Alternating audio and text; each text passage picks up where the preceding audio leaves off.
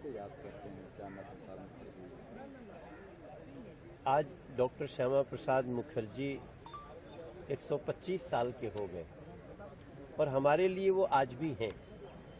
Doctor Shyama Prasad Mukherjee आज 125 वर्ष पहले इस संसार में आए थे, आज ही के दिन 6 जुलाई, और हम लोग उनके दिखाए कई रास्तों पर आगे बढ़ने की कोशिश कर रहे हैं।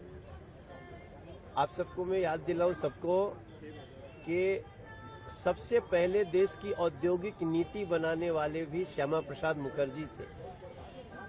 श्यामा प्रसाद मुखर्जी जी के बारे में अक्सर लोगों को कंफ्यूजन रहता है कि क्या वो कांग्रेस के थे। वो कांग्रेस के नहीं थे। उनको महात्मा गांधी जी ने एक विशेष तौर पे दो लोगों को, डॉक्टर भीमराव अंबेडकर जी को और श्यामा प्रसाद मुखर्जी जी को, मंत्रिमंडल में गांधी जी और सरदार पटेल जी के कारण उनको रखा गया था। और वो भी उनकी ईमानदारी, उनकी कार्य क्षमता, उनका प्रशासनिक अनुभव ऐसा था। और 1948 में ही जो श्यामा प्रसाद मुखर्जी जी ने औद्योगिक नीति दी इस देश को, उसका आधार था कि राष्ट्रीय रक्षा के साथ कोई उपकरण हो या फिर देश के उत्पाद की वस्तुएं हों, उसका मूल आधार आत्मनिर्भरता होनी चाहिए।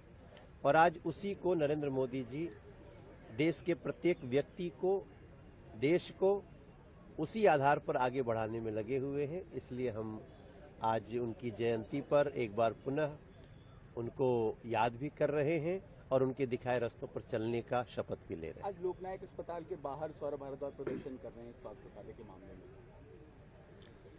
देखो, ये लोग अपने जब सत्ता में थे तब ये भ्रष्टाचार में लगे थे, अब जब काम हो रहे हैं तब इनको रोकने में लगे हुए हैं।